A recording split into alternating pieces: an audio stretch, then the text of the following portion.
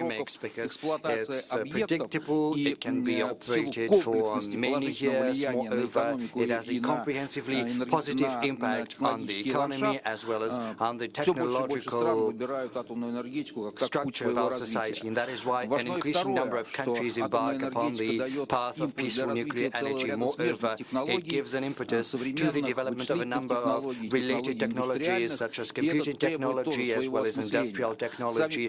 And this is something we need to think about, because technology does not improve our lives per se. We need a new paradigm, a new ideology, namely the paradigm of equal access to the products of technological progress. And we would like to have a discussion on these subjects. And the discussion has already kicked off, because in informal conversation, the leaders have had a talk about the present day as well as tomorrow, and it gives me enormous pleasure to give the floor to President Putin. Over to you, sir. Thank you.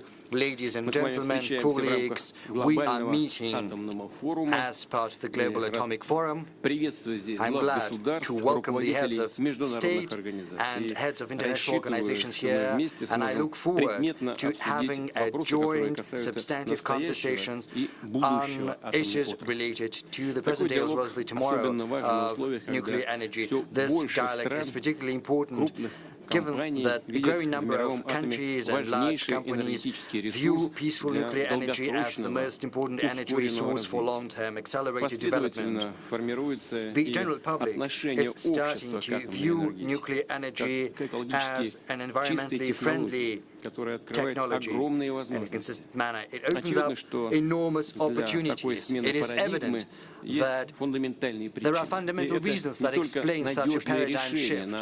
And I'm not just referring to the reliable solutions that underlie the cutting-edge nuclear energy units. There's another important thing. The thing is, we're entering into a new technological era, which is essentially different, because AI is becoming virtually ubiquitous. In order to process colossal volumes of data, we need significant energy resources.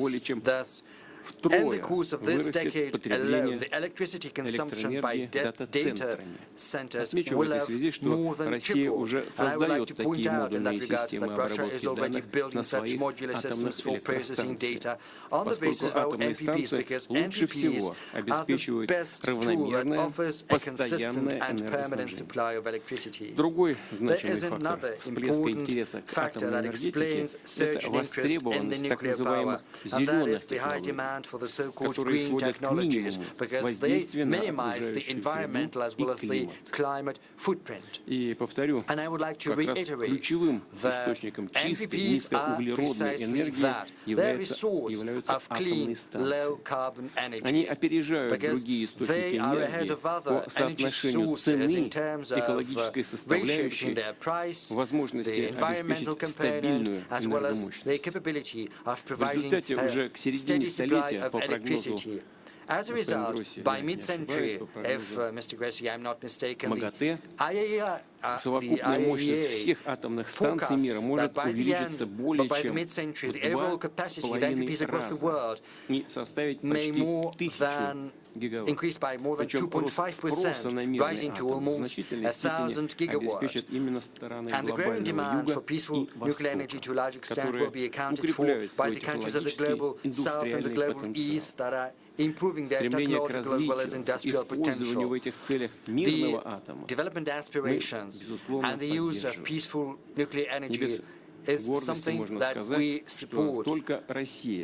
And it gives me great pride to say that Russia is the only country in the world to possess competences along all the components of the technological chain in nuclear energy. And thanks to our security and safety as well as resilience to external influence, the Russian-designed MPPs enjoy the highest demand across the world. I will also add that we are also developing projects in small modular reactors, both ground-based and floating MPPs. The head of Rosatom has just spoken about that, and very soon we will produce them on a commercial scale. The cornerstone of Russia's leadership is our principled approach. First and foremost, we ensure rigorous compliance with all the contractual obligations that we have assumed. We comply with all of our obligations regardless of the political circumstances. Second, we reject the so-called technological colonialism. That means that we do not make our partners dependent on the Russian technical solutions. Quite the contrary. We assist our partners in building their own sovereign national nuclear industry, including in terms of training professionals and building competencies and centers for such competencies. We are engaging local companies in an active fashion. We provide assistance in operating energy units, ensuring supplies of nuclear fuel and treatment of waste. Furthermore, we share our experience and knowledge in building other cutting-edge industries of the 21st century. I refer to nuclear medicine, digital systems, e-transport, as well as new materials. Hence, we assist our partners in securing a genuine development breakthrough, propelling their economies to a whole new level of efficiency, ensuring a higher standard of living for the citizens. All of that constitutes the important public and social dimension to our activities. It also serves as a visible testament to the fact that equal access to technology, including in peaceful nuclear energy, can ensure dynamic as well as fair and sustainable global development. Distinguished colleagues, we believe that the peaceful nuclear energy technologies constitute a foundation for broad-based international cooperation for bringing countries together. Russia is interested in fostering stable, long-term environment for projects in nuclear.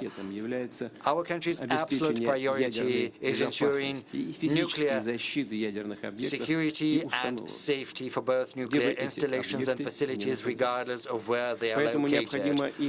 Thus, it is important to further improve the security guidelines and reliability guidelines at every stage of nuclear cycle, starting from uranium extraction to operation of reactors to treatment of spent nuclear fuel and radioactive waste.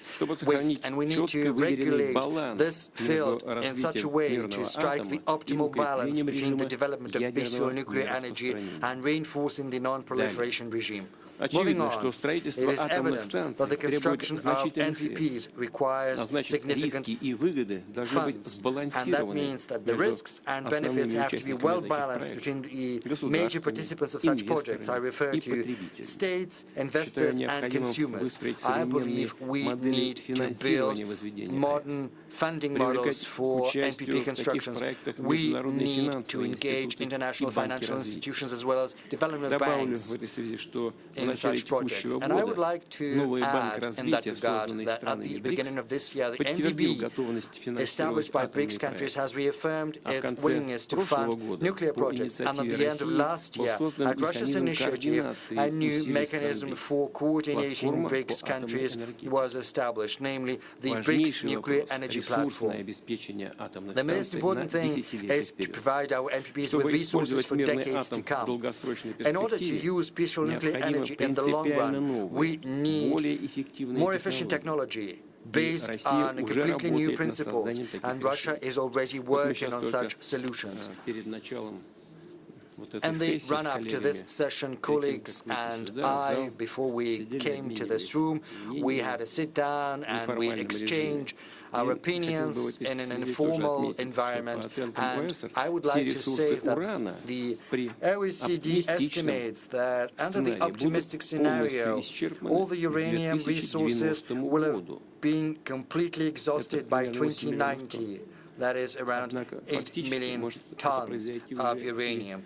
But in practical terms, it can happen as soon as 2060. So very soon, right in front of us, this can happen.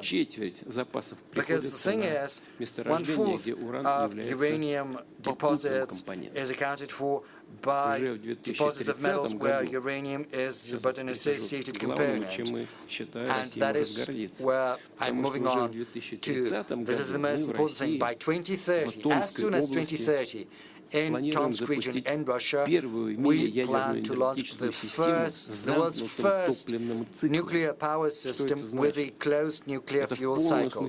What does it signify? This is a revolutionary invention by Russian engineers and scientists. It means that almost all of the volume of fuel, 95% of spent nuclear fuel, will be reused multiple times in reactors. This mechanism will allow us to almost fully address the problem of the pile-up of radioactive waste.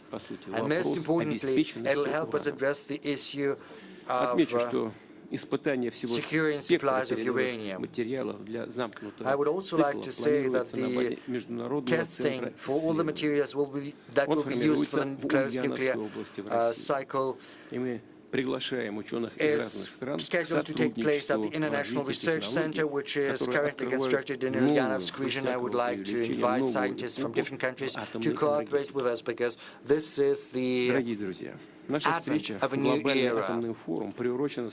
Dear friends, our meeting here, the Global Atomic Forum, is scheduled to take place because there are two important dates. We're celebrating first the 80th anniversary of the Russian nuclear industry, as well as the Nuclear Industry Workers' Day, which is celebrated annually in our country on September the 28th. And I'll remind you, we've just talked about that with colleagues, but I'd like to say that in a broader audience. The first decision happened on September the 28th, 1942, in the Soviet Union. Back then, the Great Patriotic War was in full swing. The outcome had not been certain yet. That was still the most dramatic stage of the Great Patriotic War, because the Battle of Stalingrad was in full swing. It was still ongoing, and the State Defense Committee made a decision on starting working on uranium. And I would like to sincerely offer my congratulations to the Russian nuclear industry workers, scientists, and the veterans, as well as the guests of the forum, and on your behalf, the professionals from former USSR republics that are brought together by the traditions of the great Soviet Ministry of Medium Machine Building. These traditions have to be kept up. I would like to wish you every success for the benefit of the citizens of our countries, and without exaggeration, for the benefit of humanity at large. Thank you. Thank you, Mr. President. Владимир Владимирович, за вашу постоянную поддержку и за эти слова, за поздравления. Это огромная честь, огромная ответственность. This is a great honor as well as great responsibility. We have to do everything that you've instructed us to do. Gathered here today are countries that are embarking on their nuclear path, and there are also countries that have rich experience of working in the nuclear. In 2023, we commissioned a nuclear facility to President Lukashenko, a 2-unit MPP. It accounts for 40% of electricity produced in Belarus. Moreover, it is also a showcase for many countries, because Ostrovets is a magnet for people from all across countries. They come there, and Belarusian specialists share their experience. President Lukashenko, thank you for your personal contribution to this project. You made the decision on the construction, and you provided your patronage until the very end. And a huge thank you, because in 2023 you asked us not to withdraw from Belarus, to stay there and build a whole cluster of high-tech projects, and that is what we're involved in right now. Over to you, President Lukashenko. Dear friends, before I'll say a couple of words on the topic, I would like to draw your attention to the following. Let me say a couple of words about this forum. You know, the situation with Russia is in... We can see all sorts of publications about our countries. We see all the sorts of insults. We are called aggressors and co-aggressors. Well, it's not a secret. Russia, just as other countries present here, has enough problems, particularly the Russian Federation has lots of problems, and the struggle is ongoing that will be judged in the future. Nonetheless, what are we talking about today? Are we talking about war? Are we talking about war problems? No, not in the least. It's upon Russia's initiative that has lots of problems. We are talking about peaceful nuclear applications. We've come here for a forum where this same Russia is sharing its expertise. Can you name a couple of other countries that possess similar technologies and who would so openly and frankly say, come and see, here are the most advanced technologies that countries normally don't share. Believe me, I'm an old and experienced politician, and I know almost all countries engaged in these sorts of things. I've visited some of the countries, but to imagine that a country invites others to show its own technologies, to say, come and here, we'll teach you. I know no similar country. Russia has lots of technologies in the field, and I don't say it because Russia is our big brother. Well, it's a joke, of course. It's not because we are friends with President Putin. But tell me if I'm wrong. In the war times, Russia revealed the most sensitive sector, and Russia demonstrated it in the case of Belarus. Russia has constructed more NPTs than any other country, and it will construct more, even more units. But Russia did more. It said, come, we'll share with you our expertise, and we'll construct you a nuclear power plant, we'll construct a research power plant. Mr. Kiriyenko said, we'll build for you, we'll construct for you a most advanced NPT. I think Mr. President, who said, we'll teach you how to construct NPTs, and together with us you'll construct NPTs all across the world. And together we constructed an NPT based on the most advanced project. We constructed the most up-to-date, the most beautiful nuclear power plant. It's operational today. Different sorts of things happened.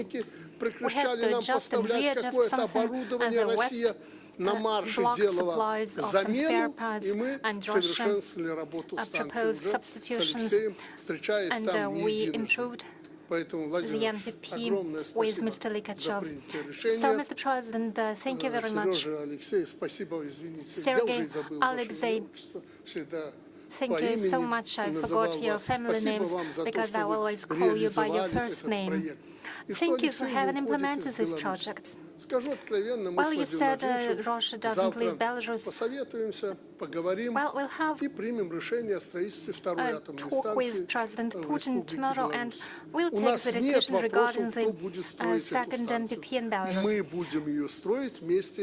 It's out of question. There is no even.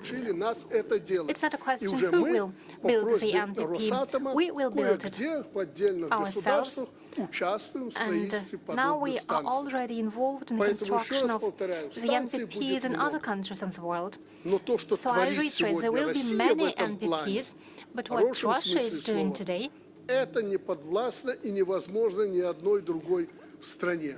would be impossible for any other country. It is a great thing that Russia is implementing today, and for that it is honored and respected in the world. And as for Mr. Likachev and other nuclear experts, I would like to join the words of congratulations expressed by Mr. President. You are doing a great thing, and thank you for having invited us to this forum. It is an important area. Today, it was demonstrated to us what Russia can accomplish. The Atomic Week is a bright example of uncontested leadership of Russia in the field of nuclear science and various nuclear technologies on the world scale. Well, Mr. Lukashenko, I'm not going to read out what was prepared for me by my experts, but I publicly, officially ask you not to leave Belarus, and I think I'll be able to convince the President of Russia that work should be continued in Belarus, and not only as regards implementation of our plans that were conceived under Mr. Kirienko. We have to develop our cooperation in other non-energy applications, for example, in the field of medicine and public health. And, Mr. President, I believe we should resume our work regarding a nuclear center in Belarus. I have preserved this center as it was in the Soviet times under the control of Mr. Grossi. Lots of materials are there, and you know that we stick to our obligations. But I would like to thank you, Mr. Grossi, for having been a real man. You remember our NPP was seriously politicized. We were accused of building something wrong. Americans were against, and the Europeans were outraged. You have visited this NPP many times, and openly, publicly before the journalists, you said, don't attack Belarus. Together with Russia, they are constructing the most advanced NPP. There are no questions to them. Well, and if you asked questions, we always provided answers. A former minister and the current vice president of our government is present here, who was in charge of construction of this NPP. You've accomplished an enormous job, and you were always sincere and frank, and thank you. So Mr. Putin said if Mr. Grossi wants to head the UN, we'll have no objections. Thank you so much for everything you have accomplished. What happened in the past to what has been achieved by human beings in the past will be repaid in future. Thank you, Mr. President, for the science, for your lessons. Thank you for having made our country true nuclear power. You've spared no secrets. You have observed international law, the principles of international law, and you are ready to continue the work not only in Belarus, but also in the international arena, while helping to construct the NPPs. We already know how to do everything. Mr. Kirienko would hardly believe if we would tell him what we already can do. We can't construct a reactor. That's what you can do. We don't need these technologies. But as for the rest, we can do it, and we are ready to do it for other countries. And those who are still not sure what sort of NPP they want to construct, well, I can say we guarantee the high quality. You are always welcome. If President approves of it, we are ready to start the work. Thank you for this invitation. Спасибо. Спасибо, уважаемый Александр Григорьевич. Thank you, Mr. Lukashenko. Есть еще одна станция, которой мы все очень гордимся. С 1977 года в Армении работает атомная электростанция. В 1987 году она пережила трагическое спитакское землетрясение до 9 баллов. Это единственный атомный блок на Земле, который выдержал этот удар. И с тех пор армянские специалисты реализуют этот проект совместно, конечно же, с Росатомом, с нашей помощью и поддержкой. Никол Иванович, мы так говорим, станция ваша, а гордость наша общая. И сегодняшняя стабильная ее работа и продление как минимум до 1936 года нам абсолютно понятно. И мы очень уважительно следим сейчас за тем, как вы выбираете новые решения. смотрите на следующий шаг в атомной энергетике и понимаем, насколько этот шаг важен, потому что определяете политику страны как минимум на 100 ближайшие лет. Поверьте, мы сделаем все, чтобы все интересы Армении, армянского народа были соблюдены. Решите вам предоставить слово. Уважаемый Владимир Владимирович, уважаемые главы делегации, дамы и господа, прежде всего позвольте выразить глубокую благодарность за приглашение принять участие в этом важном международном событии форуме «Мировая атомная неделя». Мы также признательны за теплое гостеприимство и организацию мероприятия на таком высоком уровне. Хотел бы и поздравить российскую сторону с 80-летним юбилеем создания атомной промышленности России. Это событие является вехой научно-технического развития, результатом труда блестящих умов в области ядерной энергетики. Приятным совпадением стало то, что форум проходит в год 80-летия выдающегося энергетика, бывшего главного инженера армянской АЭС Эдуарда Саакова, оставившего неизгладимый след в истории армянской станции.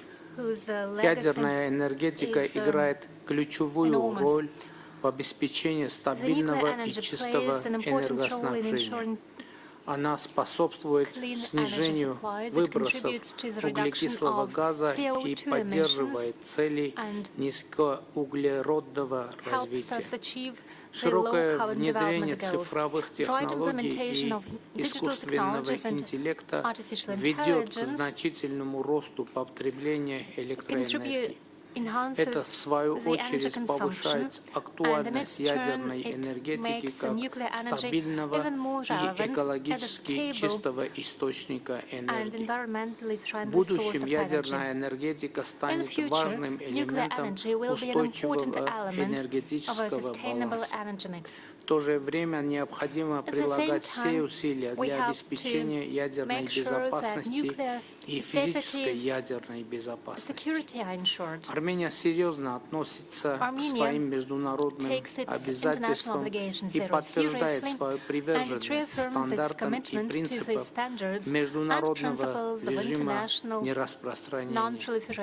Дамы и господа, с учетом этих соображений, правительство Армении утвердило политику сохранения атомной электростанции как важнейшей составляющей электроэнергетического баланса страны.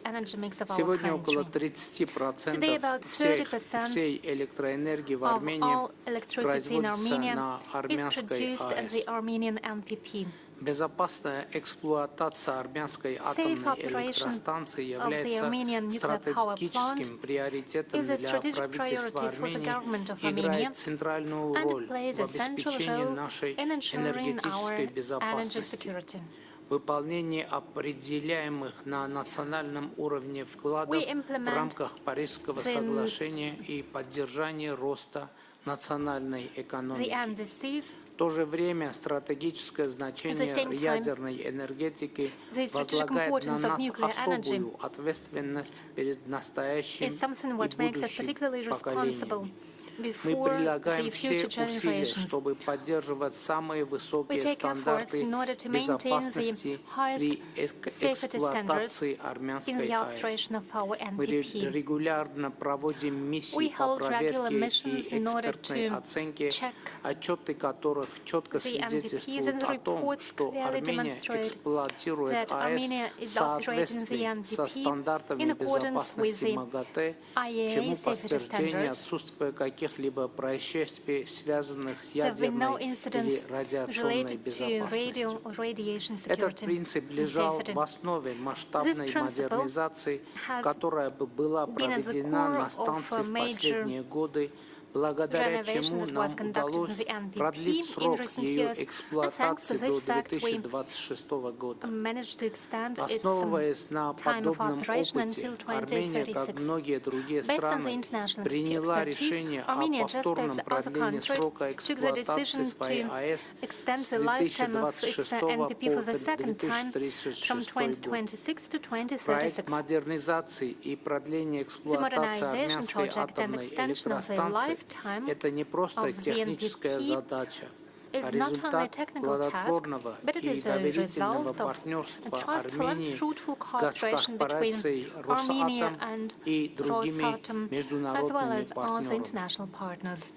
Эта пролонгация заложит прочную основу для плавного перехода на новый энергоблок по окончании продленного срока эксплуатации армянской АЭС, что является нашей конечной целью. В этом контексте Армения намерена и далее развивать тесное сотрудничество с МАГАТЭ и странами-партнерами для определения оптимального решения по замене существующего энергоблока с учетом экономической эффективности, безопасности, а также особенностей и характера энергетической системы страны. Новые энергетические объекты, вводимые в эксплуатацию, станут важным фактором регионального развития.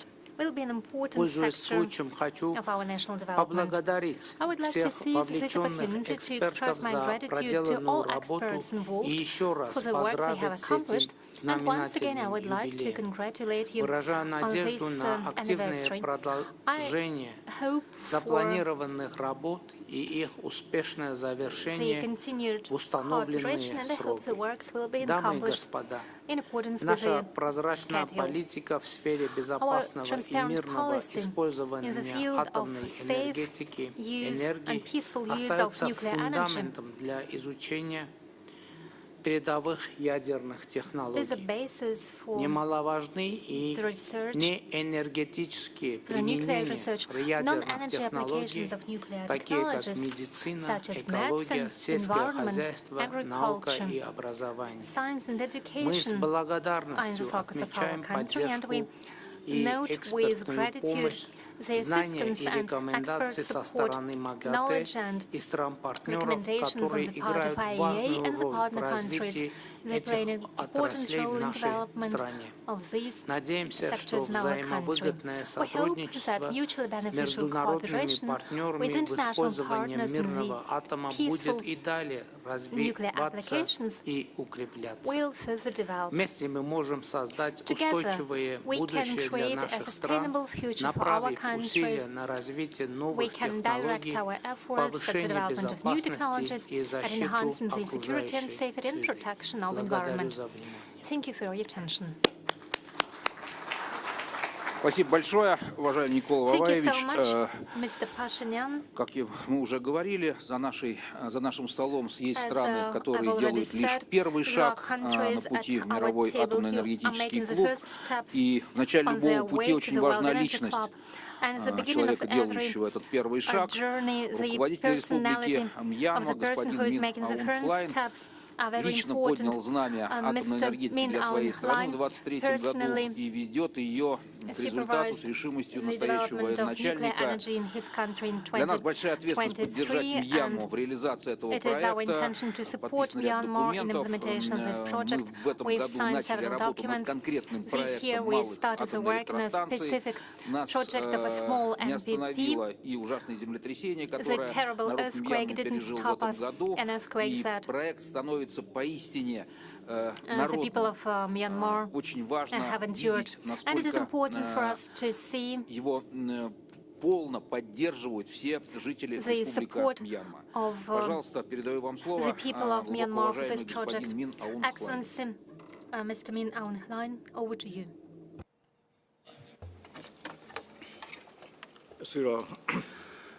Distinguished delegates, and His Excellency President Vladimir Putin, and all leaders from the country attending this forum.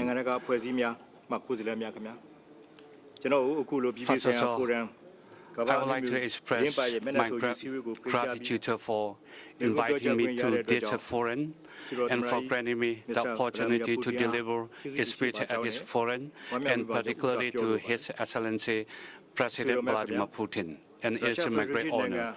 Leaders, ladies and gentlemen, this forum held in conjunction with the 80th anniversary for the nuclear industries of Russian Federation not only highlights the history of how nuclear energy and technology have contributed to global energy needs, agriculture, medicines, and industry, but also serves as a forum for discussing and sharing ambitious goals for the future of the nuclear industry. As the themes of this forum states, everything starts with an atom. Indeed, all matters in the universe, including ourselves, is composed of atoms. As we all know, harnessing the immense nuclear power within the atom's nucleus has significantly advanced not only electricity generation, but also the fields of medicine, agriculture, and industry. Ladies and gentlemen, the Russian Federation, since the Soviet era, starting on June 26, 1954, was one of the first countries to generate and distribute electricity from nuclear power. Currently, the Russian Federation is also the only country successfully operating first breeder reactors, which can produce new fuel. Over the past 80 years, I would like to wholeheartedly commend and pay tribute to all the scientists, engineers, policymakers, and visionaries who have steadfastly transformed the nuclear sectors of the Russian Federation into a beacon of knowledge, innovation, and the development of peaceful nuclear science. Global energy demand is increasingly annually. According to the International Energy Agency IAEA report, it is projected to grow by 2.2% in 2025 compared to last year. Currently, nuclear energy meets about 9% of global energy demand. In line with the world's net zero carbon emission goals, plans are being implemented to jointly utilize renewable energies and nuclear power. Nuclear energy is a green energy source with low carbon emissions and can provide stable electrical power. Furthermore, in agriculture, nuclear technology supports the production of safer, more secure food that's more resilient to climate change. Programs such as mutation breeding have produced crops resistant to drought, pests, and diseases, while the sterile insect techniques SIT can reduce pesticide use, protect ecosystems, and ensure sustainable harvests. This is highly beneficial for agricultural countries like ours. In medicine, radioisotopes and nuclear imaging technologies have revolutionized disease diagnosis and treatment. Early detection of cancers and precise targeted treatment through radiotherapy save millions of lives annually and improve quality of life for countless people. Nuclear medicine is a bright example of science serving humanity. While the peaceful application of nuclear energy in various fields brings in great benefits to humankind, it also has its challenges. When utilizing nuclear energy, it is necessary to properly manage radioactive waste to avoid harming the natural environment and ecosystem, prevent radiation linked from nuclear materials, and implement systematic preemptive safety measures to ensure reliable security and prevent nuclear accidents. Ladies and gentlemen, Myanmar, starting in 2022, has been working on nuclear energy development by signing MOU on cooperation with Belarus Aleksandr Russian Federation. This has laid the foundation cornerstone for nuclear energy development from Myanmar. On February 2023, we were able to open Nuclear Technology Information Center in Yangon.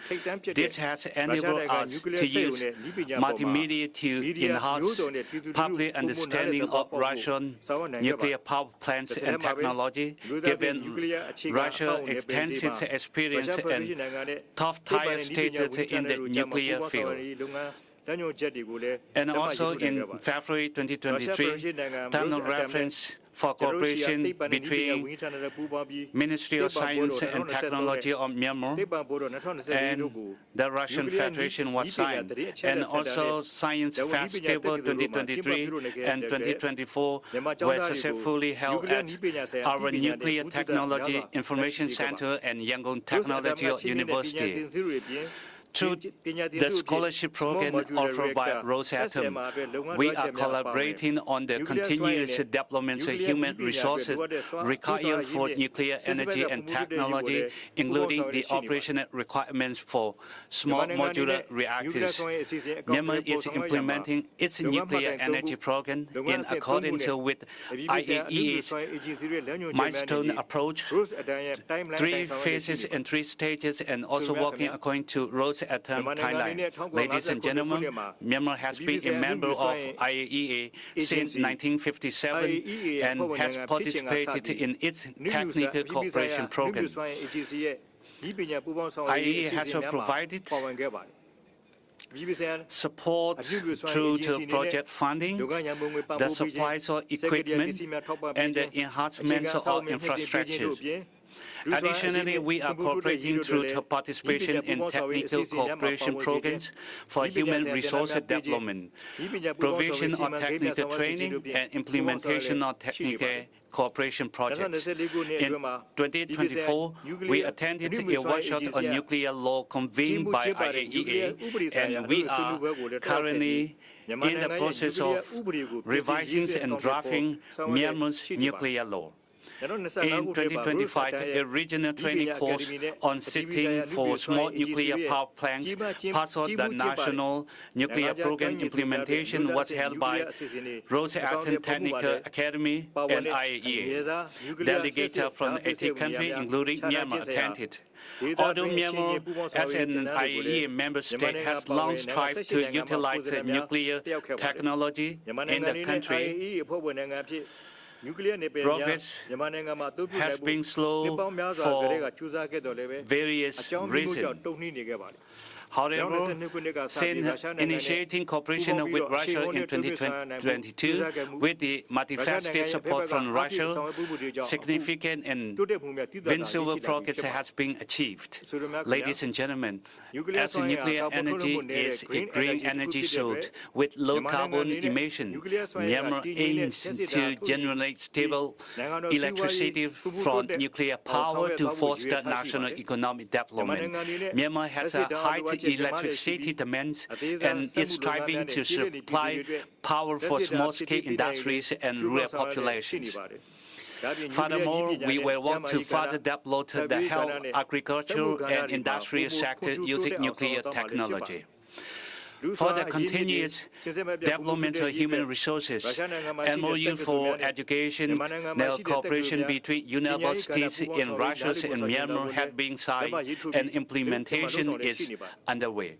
Myanmar will closely cooperate with Rosatom for construction of small-scale nuclear power plants in Myanmar, and we desire to cooperate with Russia across other various sectors, including necessary infrastructure.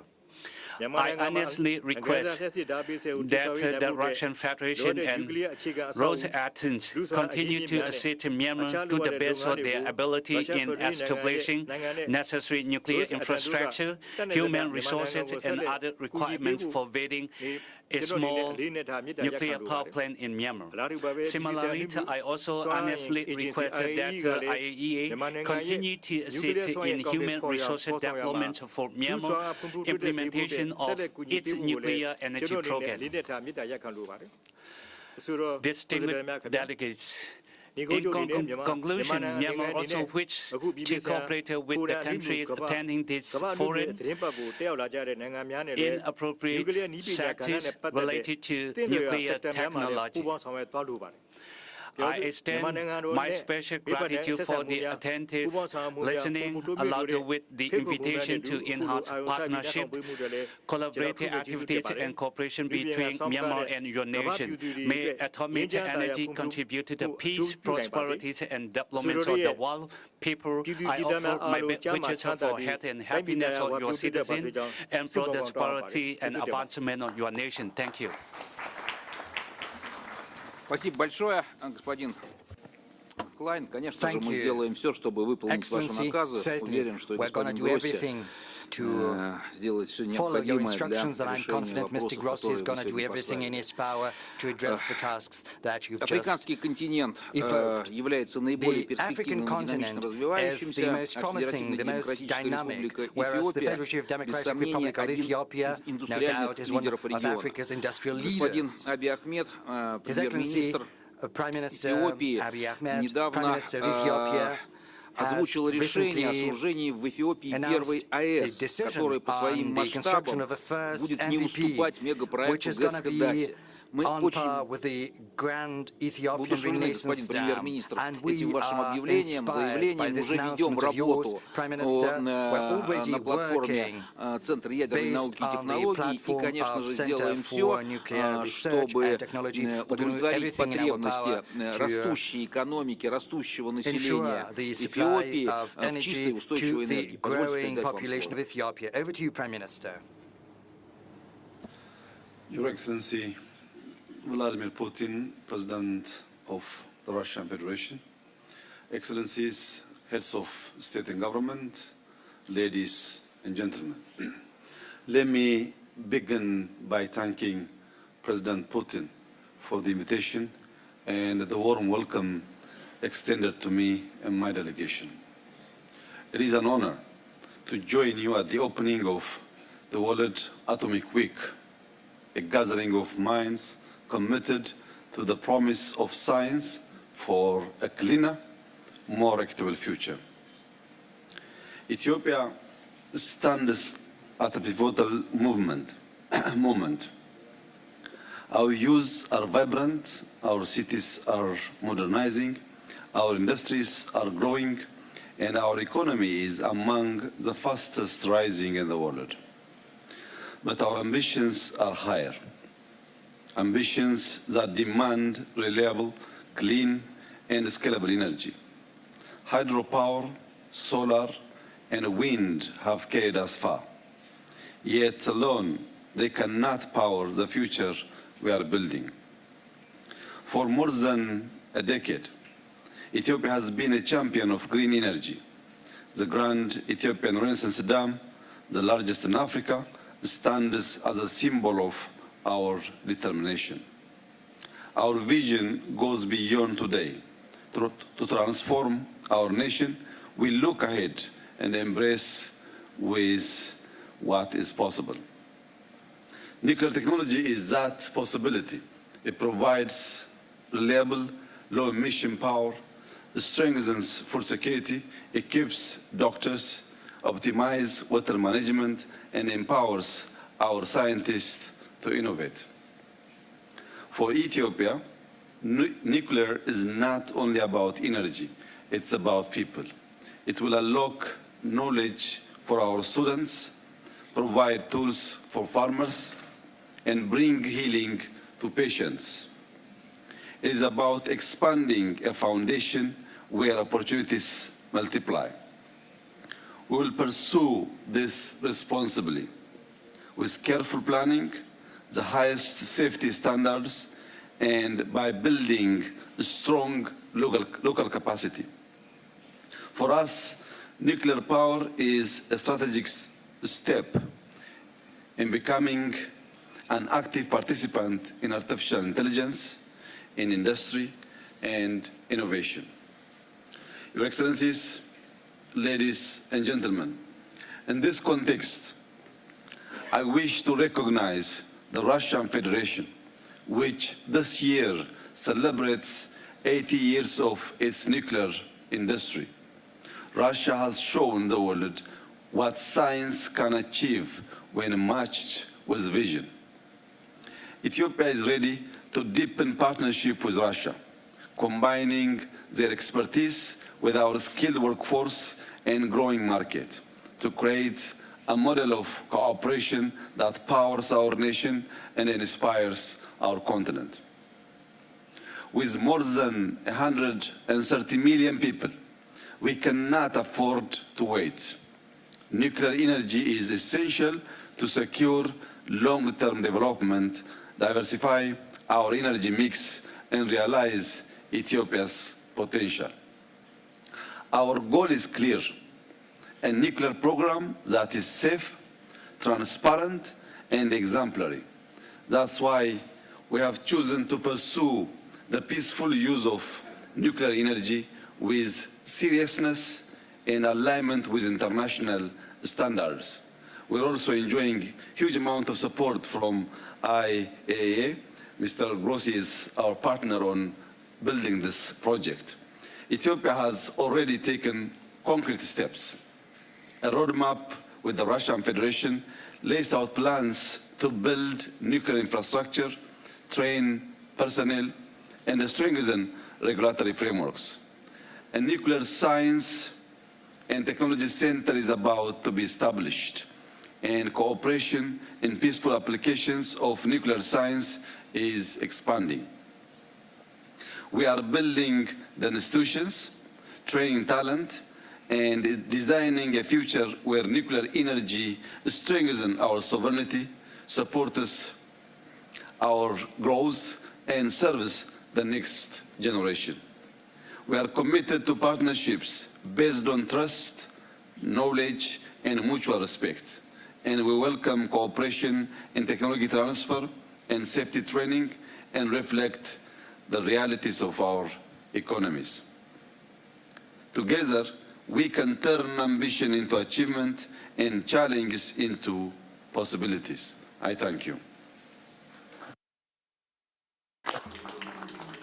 Thank you, Excellency, Prime Minister. Наша страна, Советский Союз, Our country, the Soviet Union, stood at the origins of the establishment of the IAEA, and right now Russia supports by every means non-politicized professional activities pursued by the IAEA. We are confident that in future its role is only going to grow, it's going to become more complex, and it gives me great pleasure to give the floor to Rafael Grossi, Director General of the IAEA. Over to you, sir. Thank you very much. Mr. President, thank you for having us today. I am very impressed by what I'm hearing, because what I'm hearing is a confirmation that we have indeed turned the page in a very decisive way. For us, it is about accompanying you. It is about facilitating, it is about enabling, it is about putting oil and not sand in the wheels. And this is the way in which we believe regulation from the IAEA should be understood. So in very concrete terms, I don't want to get into very solemn declarations here. In very concrete ways, how we are doing this? We are doing this, first of all, in helping you to deliver, and those vendors like Rosatom to be able to partner with countries and to do it in a way which is perfectly aligned with the safe and secure use of the atom. For developing countries, we need and we have established platforms, human resources, as our friends from Myanmar were saying, human resource development, you need it. You have to be able to host a nuclear facility. Is not as, as easy as that. So we work together, and this is number one. Number two is very important also in this perspective, and I'm grateful, Mr. President, that you mentioned that the international finance institutions that until just a few months ago were banning anything having the word nuclear. Amazing. But it was the case. They were saying, if it's nuclear, we don't do it. It is forbidden. So that aberration has stopped. In June, I signed an agreement with the president of the World Bank. And by the way, thank you very much also, Mr. President, for this leadership with the MDB. If you want, I think the IAEA should also partner with the MDB. We haven't done it yet, and perhaps what you said today gives me a great idea to have an MOU with the MDB of the BRICS and try to help as well. What are we doing? It's very simple. For countries, African countries, Latin American countries, when they have a project, they can go, when they go to the World Bank or the MDB in the future, or the African Development Bank, they can turn to us. We can have a very thorough safety, security, technology assessment, which gives to the boards of these banks the assurance that they want, the assurance that they need, that they can move forward. So this is a very practical way forward that I would like to mention. And the last point would be about these future technologies. I think everybody's talking about modularity. This is all fine. But we also need to make it possible to be delivered to our countries. And I say our because I come from a developing country as well. So here we need to understand that this is a new format for an old technology. And we have to understand what it takes to absorb these technologies. There are amazing possibilities here, the SMRs that Rosatom is developing. Other countries are also getting into this business of the SMRs and also the micro reactors. We mentioned as well that for the first time in history, this is very interesting, for the first time in history, demand is driving nuclear. And we have this example for, in the area, which was mentioned also today, of artificial intelligence, data centers, and all of this. So I invite you all. In December in Vienna, we are going to have the first international conference of nuclear and AI.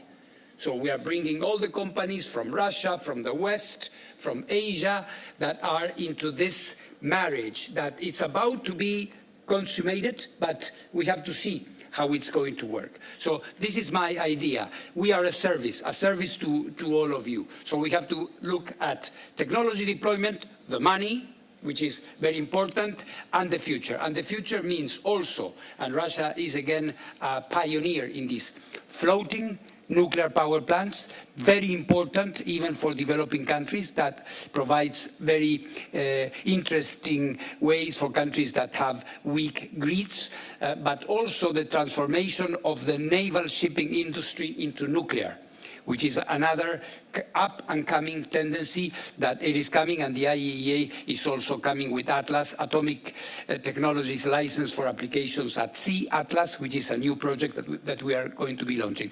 So, as you can see, and fusion, of course. This is the country of the tokamak, Mr. President. Again, Russia, then the Soviet Union was ahead of the game, and still today, tokamak is one of the avenues for fusion. And fusion is coming to the market, which is amazing. People used to say fusion is the energy of the future that will always be the energy of the future. Not anymore. So this is a time of possibility. The IAEA is there to help you. Thank you, Mr. President, for having us all. Thank you, Alexei, for the possibility. Thank you. Thank you, Mr. Grossi. Rafael, thank you. Indeed, there are different views on nuclear fusion and its future, but the most important thing is that tokamak is a Russian word. It's a Russian тороидальная камера с магнитными катушками. Вот это абсолютно истина. Спасибо еще раз большое генеральному директору МАГАТЭ. На следующем этапе нашей дискуссии, я, с вашего позволения, уважаемый руководитель, хочу передать слово тем, кто в своих странах непосредственно ведет работу по созданию национальных атомных программ. И начать с Ирана. В Иране уже более 10 лет работает блок Бушер-1. Он был начат в 70-х годах, а потом брошен started back in the 70s, but then it was abandoned by the German and French specialists, but the Iranian and Russian specialists have done the impossible. They've relaunched that, and they have introduced Russian equipment into the Western build.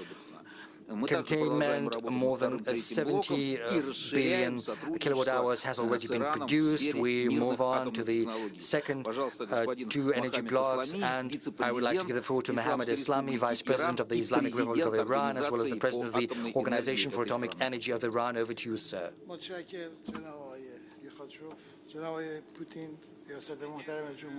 Good afternoon, Excellencies, President Putin of the Russian Federation, Excellency,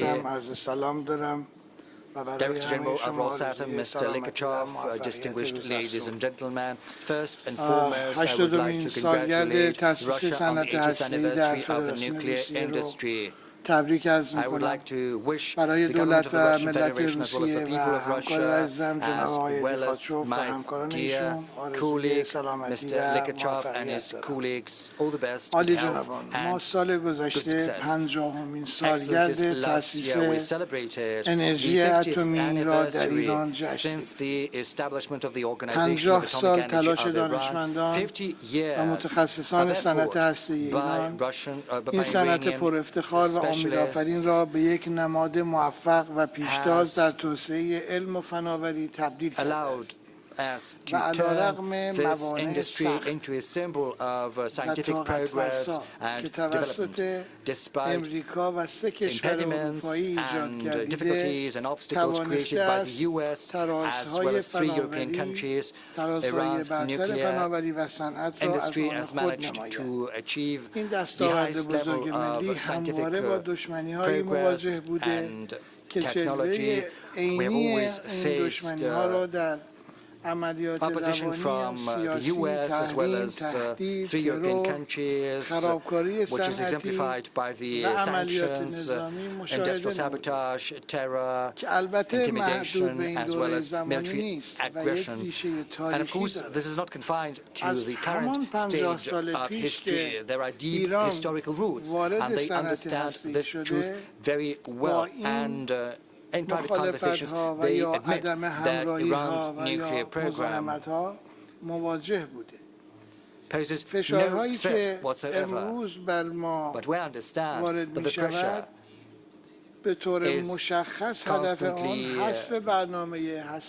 increasing, and the pressure we are currently facing seeks to dismantle our nuclear program. They want us to have no nuclear program. Nor do they want us to pursue this nuclear program with the compliance of nuclear standards. Since George Ford, there's been a lot of discussions, and $1 billion has been invested into the Iranian nuclear program. The European company They agreed to make sure that Iran invents into this European company and for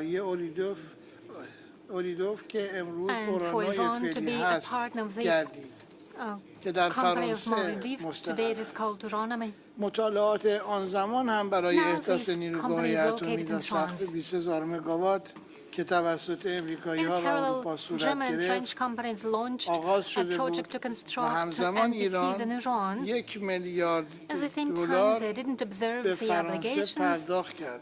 من امیدوارم مترجم این 1 میلیارد دلار را اینجا از قلم نندازه. در آن زمان 1 میلیارد دلار هم به فرانسوی‌ها پرداخت شد برای سهم ایران در این سرمایه‌گذاری این شرکت اروپایی و احداث چند واحد نیروگاهی هم در ایران همزمان توسط شرکت‌های آلمانی و فرانسوی آغاز شد. خب بعد از یک مدتی که با پس از پیروزی انقلاب بود اینها کشور را ترک کردن، پروژه ها را رها کردن و پولهایی را هم که گرفته بودن برنگرداندن و عملاً اجازه ندادن کشورها و یا شرکت‌های دیگه با ایران همکاری بکنند. پس از آن در طی این سالها پرونده هسته ایران را با نقش‌آفرینی رژیم صهیونیستی تشکیل دادند. این پرونده با اتهامات ناروا با اسناد جعلی و تحریف حقایق موجب شده که سالها ایران را تحت فشار سنگین قرار بدن و برای حل و فصل این موضوع مذاکره بکنند. 25 سال مذاکرات حاصل آن در سال 2015 توافق برجام بوده که این توافق هم با خروج آمریکا و عدم عملکرد سه کشور اروپایی عملاً اجازه نداد که این پرونده به مسیر طبیعی خودش هدایت بشه. امریکایی‌ها نه خودشون به این تعهدات عمل کردن و نه اجازه دادن که دیگر کشورها همکاری بکنن و فشار تحریم بر ایران روزافزون شد به نحوی که بخواهند مردم ایران رو تسلیم اراده خودشون بکنن. آنها باید بدانند که هرگز نمیتوانند ملت بزرگ و فریخته ایران را تسلیم اهداف ناپاک خودشان بدانند. حقیقت را باید به مردم جهان بگویند و از این سیاست‌های یک جانبه گرایانه دست بردارند. آژانس بین‌المللی انرژی اتمی را اجازه بدهند که بدون دخالت سیاسی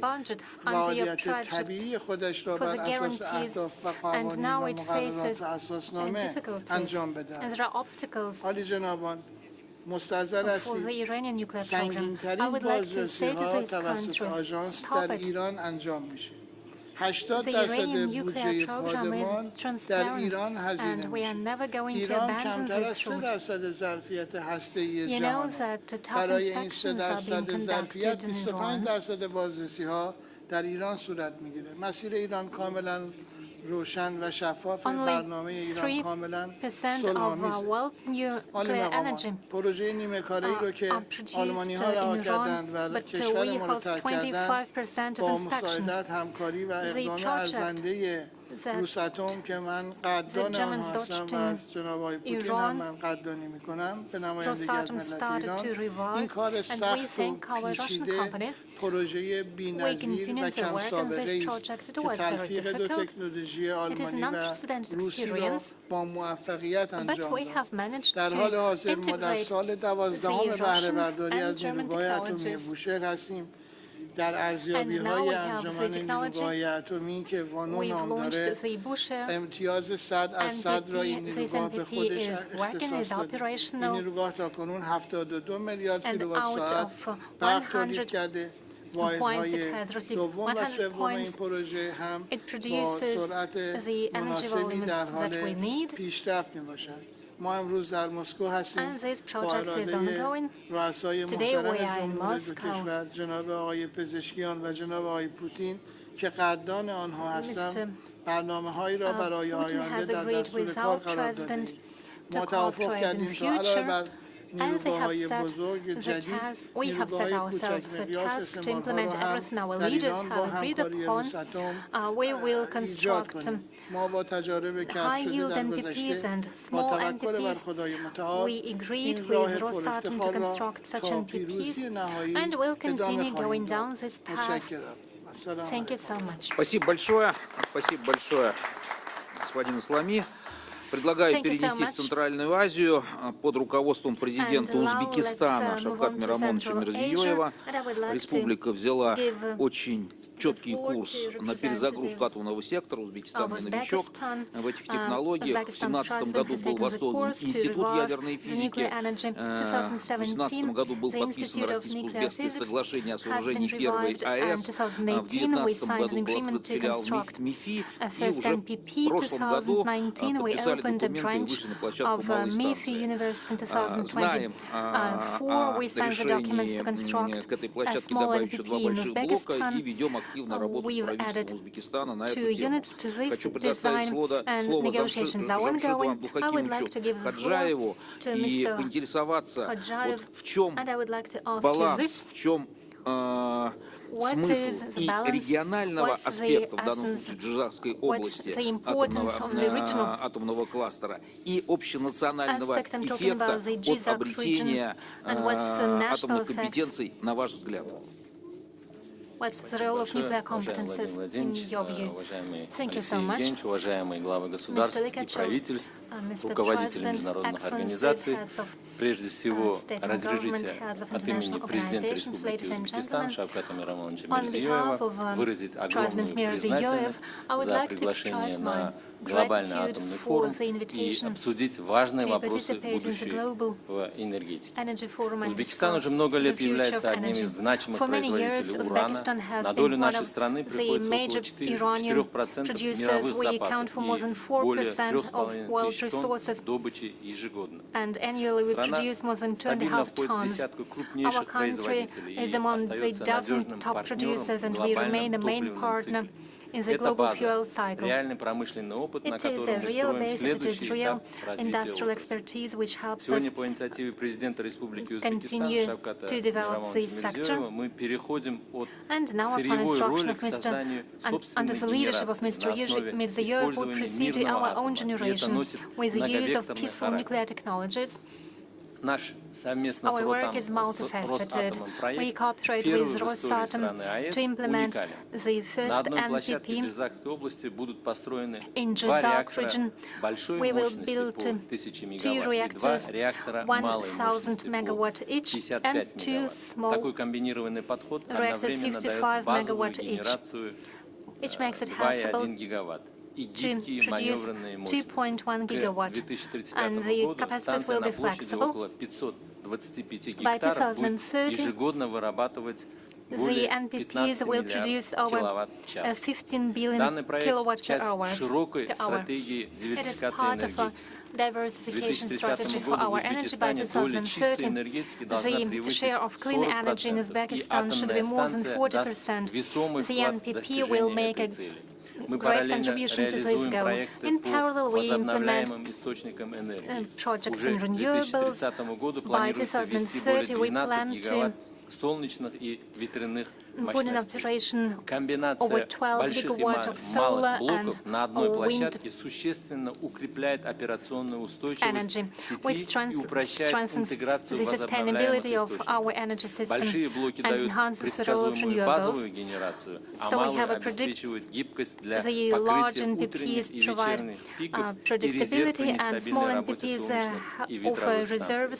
Таким образом, АЭС станет не просто источником зеленой энергии, а системообразующим объектом, способным создать энергетическую гармонию с учетом ускоренного роста внедрения возобновляемых источников энергии и промышленного потребления. Отдельный блок – это подготовка кадров, который предусматривает создание непрерывной системы подготовки кадров для атомной отрасли, охватывающей все этапы подготовки, начиная со школьного вплоть до после вузовского образования и системы повышения квалификации с учетом лучшего международного опыта. Открытие детских садов с упором на интерес к точным наукам, физике, математике для дальнейшего формирования общего представления о мирном атоме. Следующий шаг – это совместно с коллегами создание специализированных курчатовских классов в одной школе поселка Улубек и 3 школах города Ташкент. Опорный вуз по подготовке специалистов – это филиал МИФИ в Ташкенте. К 2030 году более 300 студентов филиала получат профильное образование, чтобы эксплуатация и сервис максимально базировалась на национальной компетенции. На московской площадке МИФИ уже обучаются наши студенты по магистерским программам на квотной основе. И в октябре текущего года будет объявлено об открытии магистерских программ в ташкентском филиале МИФИ. В рамках реализации трехстороннего соглашения между Росатомом, Узатомом и главным вузом МИФИ ведется работа по запуску передовой инженерной школы, ориентированной на подготовку высококвалифицированных инженерных и научных кадров. Возрождение и развитие национальной ядерной школы – стратегическая задача. national nuclear education is our key goal. It is important for us to make sure that we have applied use of nuclear technologies. We will construct labs, and we plan to build 10 specialized labs. Now, as for the importance of the project in Jizak region, let me say that construction of the NPP offers not only additional generation, but also long-term industrialization of the region. Over the past 5 years, industrialization has been ongoing. We open plants to produce the construction materials. There are industrial clusters. All of this requires huge energy resources, and an NPP will create lots of advantages for the region. It will enhance the volumes of power production, and the use and construction of NPP will create new jobs. At this stage of construction, there will be new 12,000 new jobs. Кроме этого, возводимый город атомщиков, который планируется строить как умный город, совмещающий в себе новые технологии и чистую энергию, станет центром жизненных интересов большого числа населения. В итоге этот проект привлечет значительные инвестиции в регион, чтобы способствовать развитию инфраструктуры, включая дороги, жилье и социальные объекты. Мы с нашими партнерами открыты к широкому международному партнерству, от инжиниринга и локализации оборудования до подготовки кадров. МАГАТЭ заявила о своей готовности всесторонне оказывать содействие в развитии национальной ядерной инфраструктуры Узбекистана в институциональном, нормативном и технологическом аспектах с целью обеспечения устойчивого и безопасного внедрения ядерных технологий. Также с коллегами мы рассматриваем возможность создания международного консорциума с мировыми поставщиками технологий объектов неядерного острова. И в заключение хотелось бы отметить, что для нас этот проект — это не только шаг к энергетической независимости, но и пример стратегического сотрудничества с Российской Федерацией. Благодаря опыту и технологиям Росатома мы можем реализовать уникальную для региона модель станции. Для наших коллег это возможность еще раз на практике показать эффективность своих решений и заложить основу для совместных производств, подготовки кадров и научных исследований. Таким образом, атомная станция станет символом новой индустриализации драйвером модернизации энергетики и прочным фундаментом для стратегического партнерства наших стран на десятилетия вперед. Благодарю за внимание. Спасибо большое, Жамшид Абдулхакимович. Предлагаю переместиться на север Африки, там, где реализуется крупнейший атомный энергетический проект на планете, один из двух самых крупных. В Египте станция ЛДБА строится одновременно 4 энергоблока. В правительстве Египта эту работу курирует министр электроэнергетики и возобновляемых источников энергии Арабской Республики Египет Махмуд Асмад. Ну и мы, конечно же, вместе работаем плечом к плечу и исходим из той директивы, которую нам дал президент Египта господин Ас-Сиси. Он не раз говорил, что атомная энергетика — это многолетняя национальная мечта Египта, и она уже близка к осуществлению. Вот над этой мечтой египетского народа мы с господином Асматом и работаем уже не первый год. Пожалуйста, господин министр, вам слово. شكرا جزيلا فخامة الرئيس السادة الحضور أشكر فخامة الرئيس بوتين على إتاحة لي الفرصة أن أنا أكون موجود النهاردة معكم وأبلغ فخامتك خالص تحيات فخامة الرئيس السيسي وبشكر الأخ بتشوف على الدعوة الكريمة عشان أكون مشارك معكم. يمكن زي ما حضرتك تفضلت وقدمت هو بالنسبة لنا المفاعل أكثر من أنه هو مصدر الكهرباء هو الحقيقة عبارة عن تكنولوجيا جديدة بتدخل الدولة المصرية بتضاف إلى العناصر الهامة المطلوبة سواء للطاقة أو للتطوير أو لخلق جيل من الشباب عنده المعرفة والنولج بتاعة الهندسة النووية. والحقيقة احنا في المجال دوت لازم نقول انه الثقة اللي موجودة بين شركة روس أتوم وهيئة المحطات ساعدت ان الانجاز يكون موجود حسب الخطة الموضوعة وبتسارع كمان، وان شاء الله يكون الانتاج بتاع المحطه اللي هو اتكلمنا عليها من ناحيه الكهرباء هو اضافه لاكثر من 4800 ميجا على الشبكه المصريه. ده بينتج في العام حوالي 38,000 جيجا وات ساعه، يمكن يشيل حوالي 19 مليون طن كل سنة. It will reduce emissions of greenhouse gases. 19 million tons of cubic meters of greenhouse gas emissions will be reduced. Energy production is a great benefit for the energy economy. But let me say, Mr. President, extensive that now we are modernizing the technologies. The new technologies of a closed fuel cycle. بنتكلم على المفاعلات الصغيرة والمنتجات الصغر، التكنولوجيا اللي موجودة ديت ومشاركة التكنولوجيا ومشاركة التعليم والتطوير فيها. And all the fields we are working on together with Rosatom is the field of science technologies. وهي الحقيقة حاجة مشكورة وحاجة بتساعد على تنمية واستقرار هذه الصناعة. فخامة الرئيس حضرتك لمست برضه جزء لما قلنا على مجموعة البريكس أو على التمويل اللي يكون موجود، وفي حاجة مهمة إنه في بعض الجهات المانحة وفرصة إن إحنا اتكلمنا برضه على الموضوع دوت وتوجه الوكالة إن يكون في مجتمع مشترك.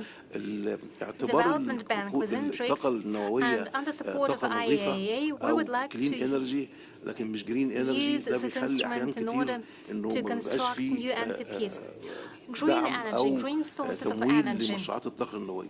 والحقيقه ان زي ما حضراتكم كل الساده الافاضل طبعا اتكلموا على ان هي طاقه نظيفه وهي حتى التاثير اللي موجود حتى في التخلص من النفايات النوويه او غيره بتحتاج طاقه اقل من في بعض الأحيان كمان إن احنا نعمل طاقات جديدة متجددة مثلا من السولار بانل أو حتى من صناعة الرياح. فنرجو وأنا كنت يعني برجو على إنه اعتبار إن الطاقة النووية هي إحدى الطاقات النظيفة والخضراء. يعني it's clean and green energy. دوت بيخلي زي ما برضه ذكر على الاتفاقات اللي موجودة في فرنسا وتصنيف هذه الأنواع من الطاقة وإزاي ده ممكن يساعد على الدعم في أعمال التمويل واستدامة الطاقة النووية. الحقيقة المجال في البحث العلمي في الطاقة النووية والمشاركة في بعض الأبحاث الخاصة بالأدوية أو في النظائر المشعة الحقيقة جزء مهم جدا، وبتقوم شركة روس أتوم بالتنسيق مع الجانب المصري في الوصول درجات بحثية كبيرة بنشكرهم عليها.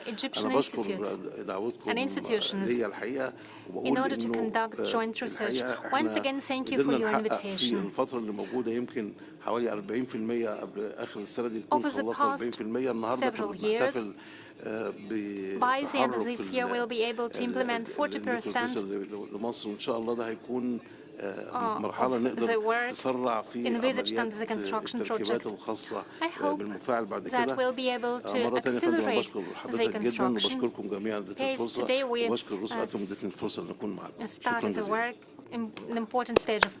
Спасибо большое, господин Асмат.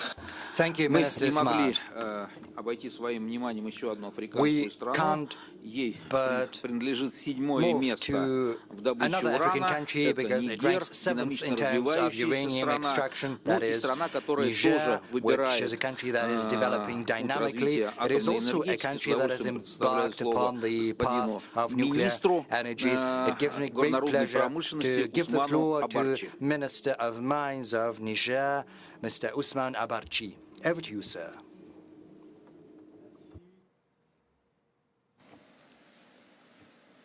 Monsieur le Président de la Corporation Rosatom, Director General of Monsieur le Rosatom, Président de la Fédération de Russie, Excellency, le président Lukashenko, Mr. President of the Russian Federation, Mesdames et Messieurs, President Lukashenko, tout protocole ladies, respecté, gentlemen, permettez-moi d'abord from the outset, de allow me m'acquitter d'une lourde tâche, celle de vous transmettre, to Excellence, perform a very Monsieur le pleasant Président de la task Fédération de of Russie, les salutations giving de to votre you, homologue, Mr. le President of the Président Russian de la Federation, République du a Niger, fraternal le général d'armée salutation Abdraman Chani. from the President of the Republic of Je Niger, voudrais également ici General exprimer Abdurrahman Tiani. notre solidarité, la Speaking solidarité here de la today, République du I would Niger like to envers la express République the islamique solidarity of the Republic of Niger face à with toutes les the agressions qu'elle Islamic subit Republic of Iran par rapport à son that programme has been électronucléaire. subject to extraordinary aggressions. C'est un honneur pour I moi refer d'être in ici particular avec to vous. the nuclear program Et à of ce Iran. titre,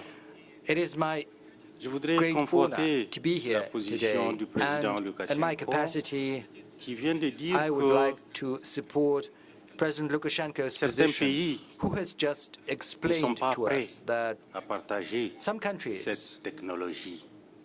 Et la présence are du Niger reluctant autour de to cette share table-là the nuclear exprime technology. cette générosité de la So Fédération the de presence Russie of Niger envers at this table le pays is du a globe. visible testimony to Russia's Même noble ceux qu'on conduct, considère which consists in sharing comme petits. nuclear technology.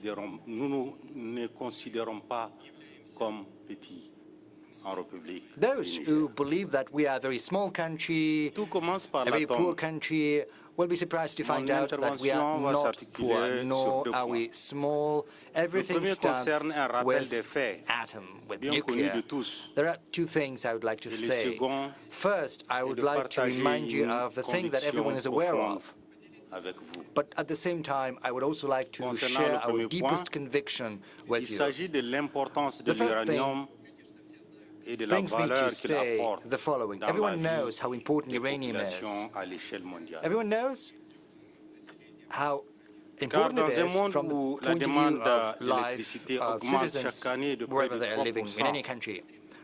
The thing is, et où electricity plus consumption de is 700 millions growing d'êtres humains, on a world scale je year parle in, bien year d'êtres out humains, by je ne parle 3%. pas d'animaux, That said, restent privés d'accès à 700 l'énergie. million people regrettably Il est have évident no access to electricity. qu'aucune source But these are people we're talking about, renouvelable not animals. seul ne peut garantir la stabilité et la So, continuité nécessaires. It's true, we cannot guarantee energy supply based on solely Les renewable centrales nucléaires sources of apportent une energy. réponse And décisive that means that we need Pouvoir other sources.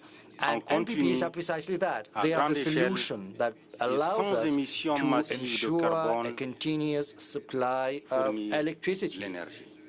It also helps us L'uranium particulier avoid large-scale ressource greenhouse unique. gas emissions. Quelques kilogrammes suffisent NPPs pour produire are a unique l'équivalent source of énergétique energy, de because we are plusieurs full aware that 1 milliers kilo de tonnes of de uranium charbon is et sufficient de pétrole, tout to en préservant produce l'environnement.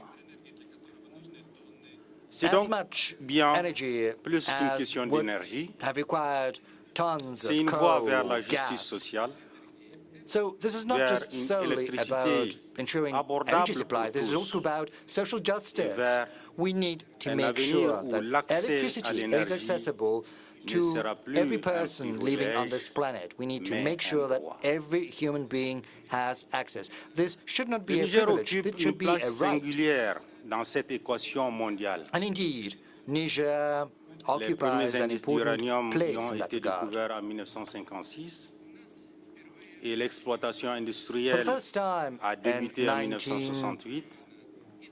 Depuis, notre pays 1956, s'est imposé uranium comme deposits were l'un des discovered, grands and since fournisseurs that time, mondiaux, our country has emerged contribuant to à be la one of the world's sécurité biggest énergétique producers de of nombreux uranium. pays qui n'ont, pour certains, We thereby pas été ensure energy suffisamment security of reconnaissants multiple, vis-à-vis numerous du Niger. countries.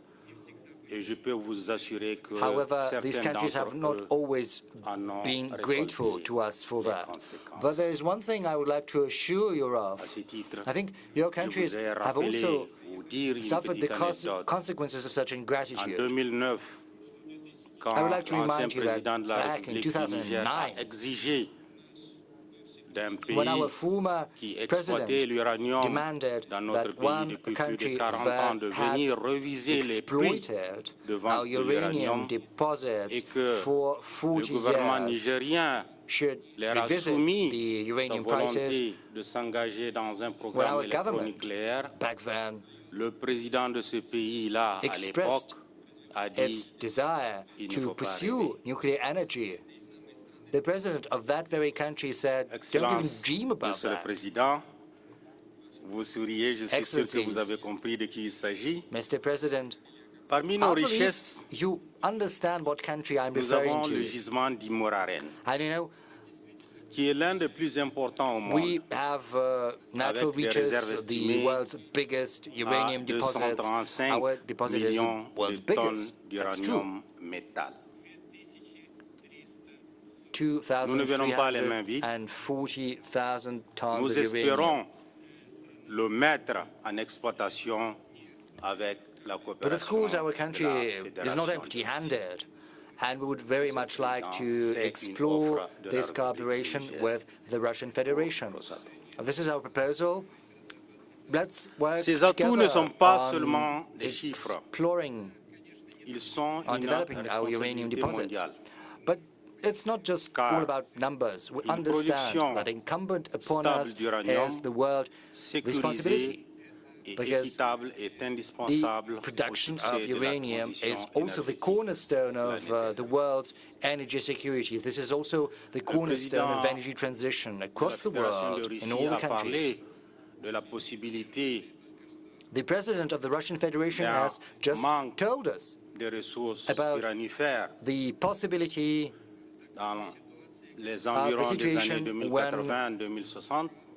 Je uranium pense qu'il y a beaucoup deposits à prospecter are not et going to be beaucoup à sufficient, say, découvrir by dans nos pays. 2080 or Puisque so. aujourd'hui, But I les think les more réserves connues deposits will d'uranium have been au discovered in our Niger country by that sont time. estimées à 500 000 tonnes So far, d'uranium we've métal. only Et ça, c'est pour vous dire que surveyed ces réserves ont été découvertes sur 500,000 moins de tons of uranium 20% and confirmed de la these deposits. connaissance But I think de notre sous-sol. that these deposits account for only 20% of everything Cela m'amène that is donc hiding in the au subsoil second of the point de mon Republic of intervention, Niger. où je voudrais donc And this partager brings me une to the conviction second profonde. aspect that I Quand wanted on to parle cover. de l'exploitation de I would l'uranium, like to il ne s'agit say pas seulement de that techniques I ou have de a normes. strong conviction. Il s'agit avant The tout de development of responsabilité uranium envers deposits les communautés qui does not vivent rest autour des solely mines, on technology. It envers also les involves pays responsibility producteurs, in the envers eyes of the les world investisseurs, community, envers les because many countries consommateurs are de dependent l'énergie upon nucléaire us, et même as well as et consumers surtout and envers les investors. générations futures. And first and foremost, Comme je l'ai rappelé succeeding plus haut, generations. le Niger, comme d'autres pays As I producteurs, a have just longtemps pointed out, contribué the à Republic of l'alimentation Niger énergétique mondiale. is a Mais trop producer souvent, of les uranium, and bénéfices de l'atome thereby it ne facilitates se sont energy pas traduits security par on une the planet in prospérité general. équitable pour nous. And yet, regrettably, this has C'est not brought pourquoi about economic je crois qu'il prosperity est for our temps country. de franchir une nouvelle étape. That is why I believe Il est the temps de time has proposer une come innovation to enter a new dans notre manière de stage of our concevoir development. It's la time valeur we du nucléaire. proposed new approaches. Cette It's time innovation, we je revisited the l'appelle way we le use dividende our nuclear atomique. potential. And these Monsieur le new Directeur général, approaches, vous pouvez noter, they are something les dividendes I atomiques would pour call nous nuclear reposent sur dividends. une idée simple. What do I Les mean richesses when I say générées nuclear par dividends? l'atome Well, it's very doivent simple. être partagées These are the équitablement riches et non concentrées that entre. are generated mains. by nuclear. Il ne s'agira And pas these bien sûr riches de diluer les have avantages to des belong to everyone, investisseurs, not just to a select mais de group les of rendre countries. These aussi riches should not be durables solely the pour eux et pour toutes les autres parties prenantes. appanage of Conscient investors. que l'énergie It has to est be le moteur the du développement, cornerstone of general le Niger universal a inscrit energy donc security. we are fully cognizant of the fact that nuclear energy as a whole is the engine of progress, and that is why we have formulated a national strategy for the development of energy, and we would like to build 2 energy units in our country with a capacity of 2,000 megawatts. That is the proposal by the Republic of Niger to Rosatom. We are willing to work with Rosatom on this project, certainly under the supervision of the IAEA. I believe that the IAEA Director General has seen for himself that the Republic of Niger has the necessary capabilities for that. You'll tell me that our ambitions are too big. Indeed, our ambitions are big, but it's important to us, and it's also important to the African continent as a whole. Mr. President, I have just attended a session where I got familiar with different projects of energy construction. Unfortunately, I've seen that just one NPP is under construction in the African continent, and that is the NPP in Egypt. Unfortunately, that is not sufficient.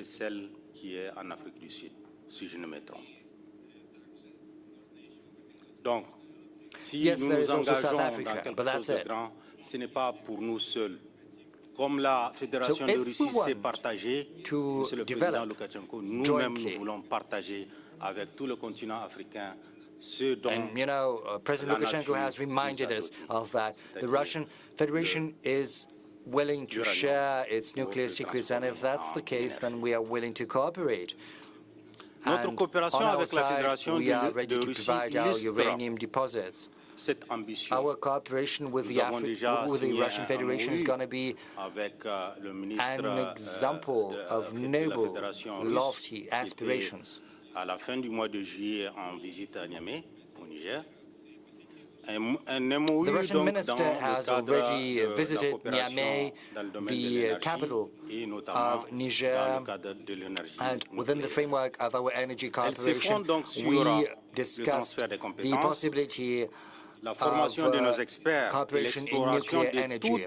We're certainly interested in technology, we're interested in the training of new professionals.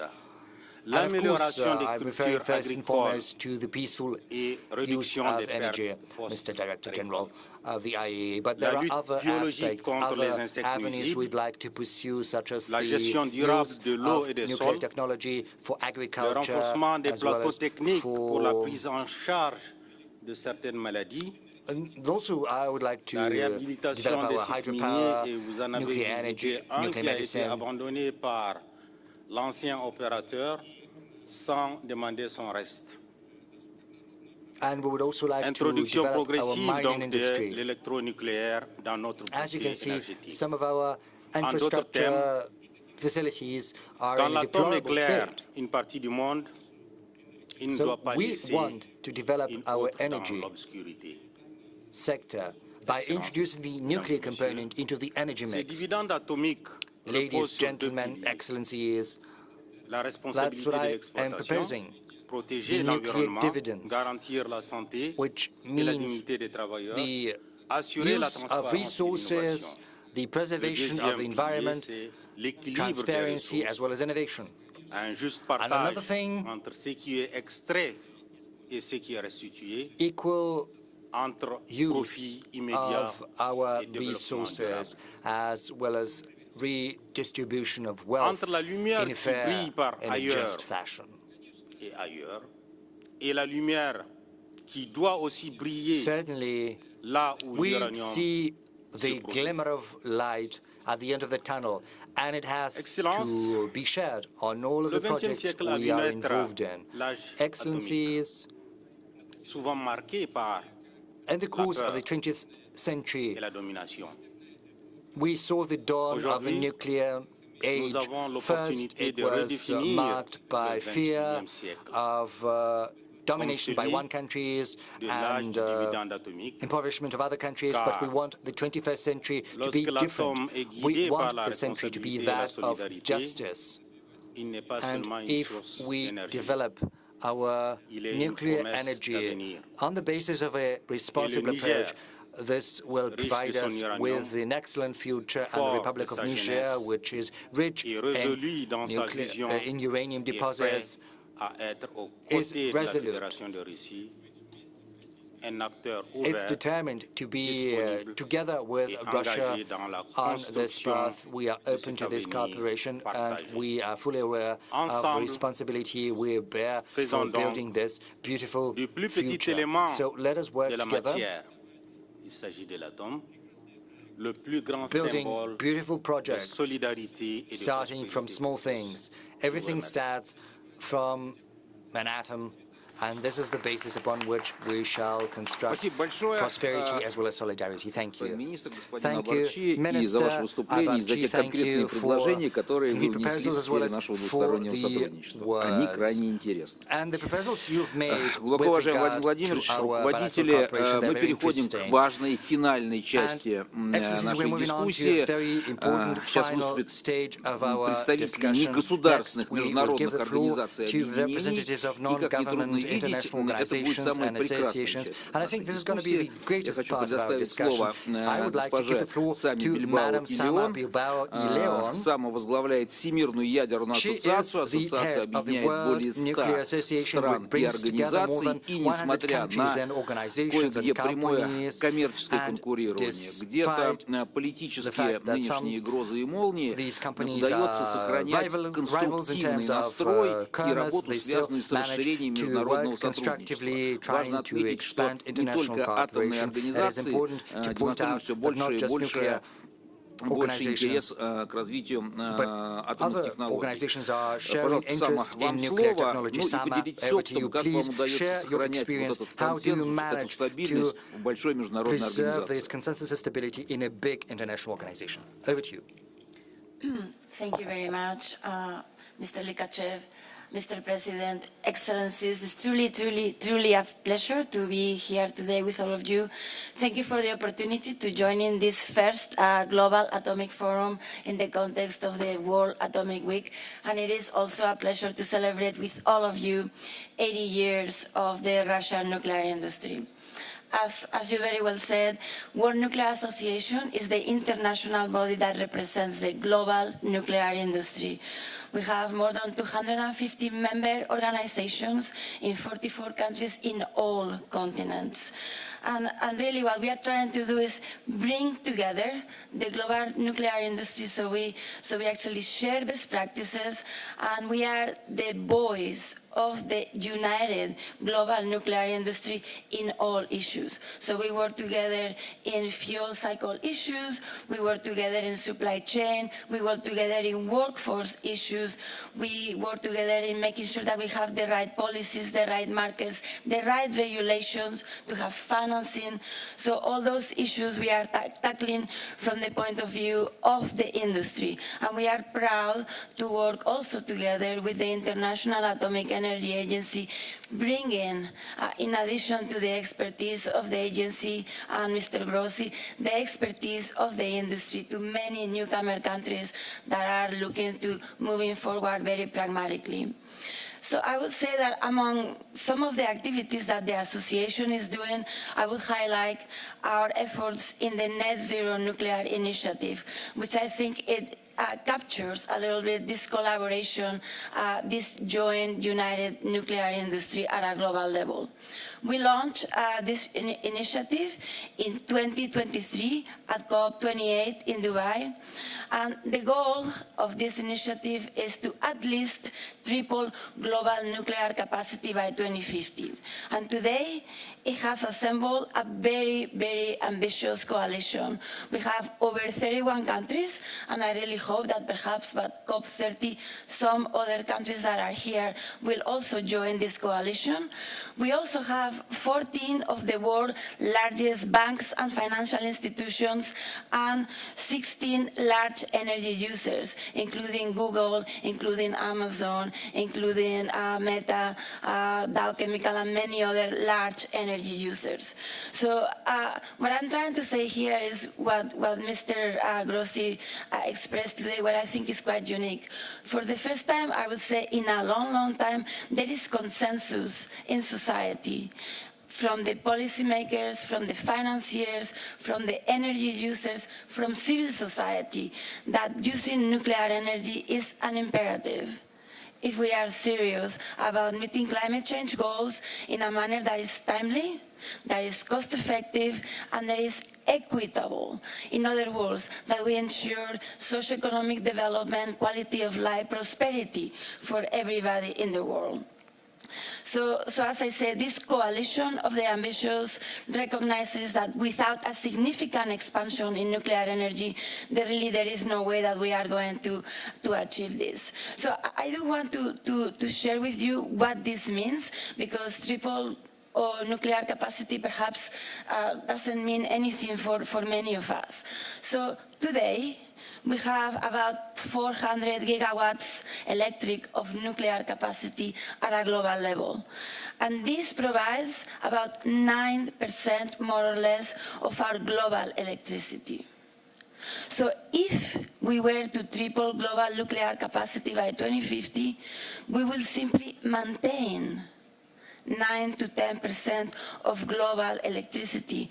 Why? Because the demand is growing very quickly. The world is trying to industrialize, the world is trying to electrify, and nuclear energy needs to grow at this speed. So our studies tell us that tripling global nuclear capacity by 2050 will be around 1,200 gigawatts of nuclear electricity. And by the way, our World Nuclear Energy Outlook report that we will release at COP30 this year tells us that this is well within reach. If we look at the commitments of many countries in this table and others around the world, we really are there.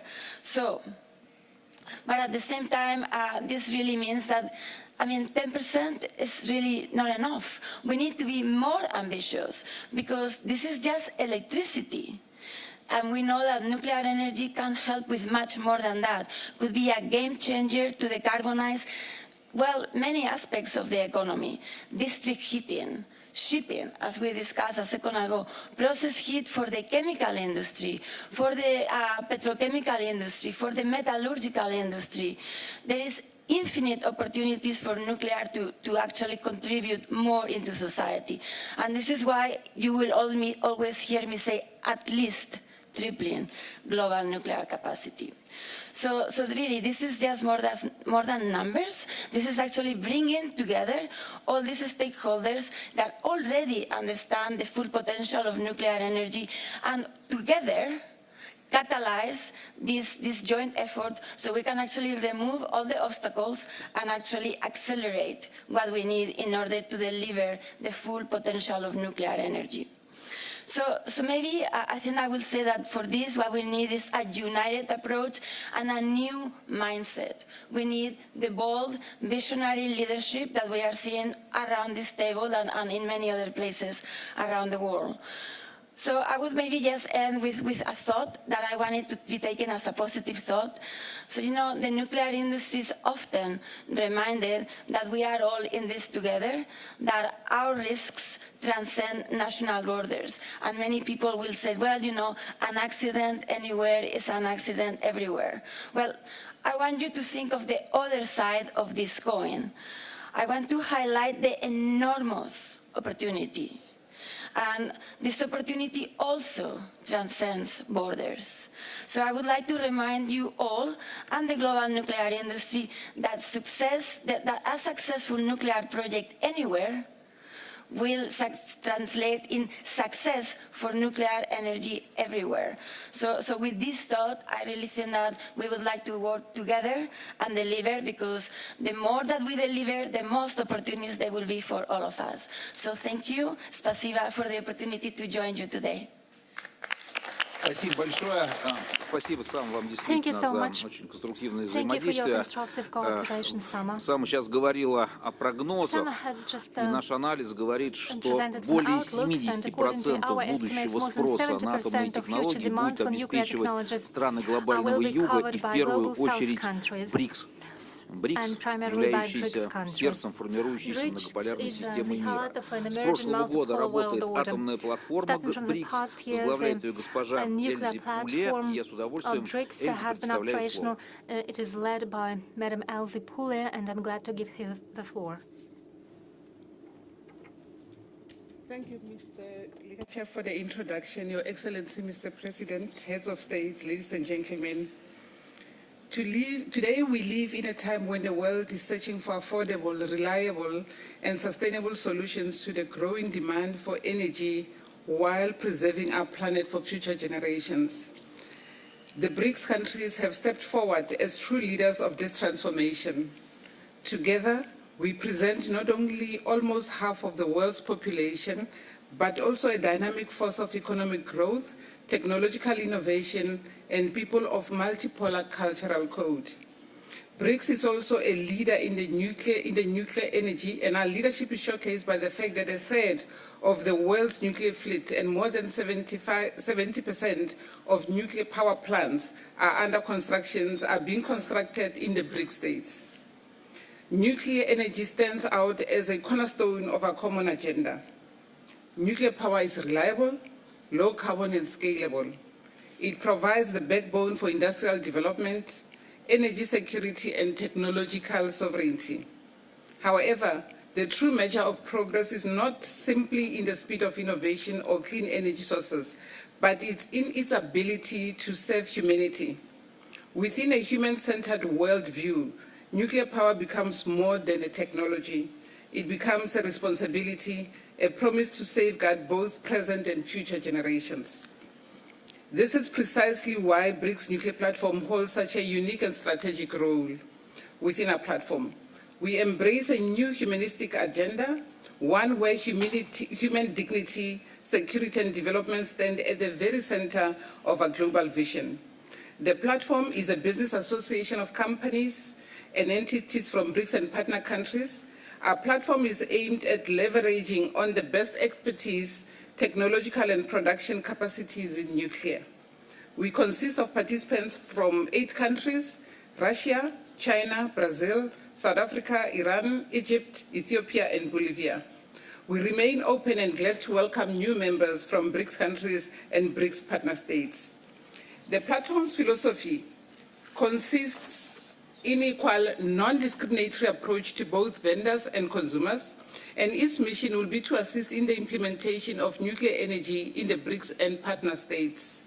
The platform covers most topics relevant for nuclear industry, like financing, supply chain, innovative technology transfer, transparency, and public acceptance. We aim to make a world a better place for the benefit of humankind, with a special focus on human development. We witness how BRICS itself grows stronger year by year. The expansion of membership and the deepening of cooperation across energy, finance, and education confirms that BRICS is a living architecture of global multipolarity, where nuclear energy is now firmly embedded in the BRICS agenda. The Russian Federation is making a strong contribution to this shared effort. Russia has decades of experience in the peaceful use of nuclear power and world-leading technologies, and continues to play a pivotal role in shaping our future. Taking this opportunity, I would like to thank you, Mr. President, on behalf of the BRICS Nuclear Platform, for your immense contribution and support for the development of nuclear energy all over the world. Our collective task is clear.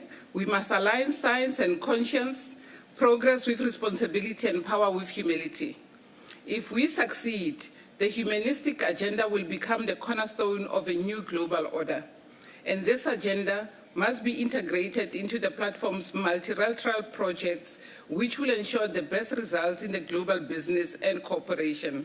Today, many international organizations are developing common standards and regulations across key sectors of the economy that contribute to cross-regional projects and cooperation strengthening. For BRICS, I believe it will be truly groundbreaking to launch similar work in nuclear business. With your support, Mr. President, and with the active participation of BRICS leaders, we can make this vision a reality. Спасибо. Спасибо большое, Эльзе. Вам спасибо огромное за ваше личное лидерство в создании и развитии ядерной платформы БРИКС. Уверен, у нее большое будущее. Уважаемые участники дискуссии, атомные проекты мы планируем на десятилетия, до 100 лет, примерный срок службы наших объектов.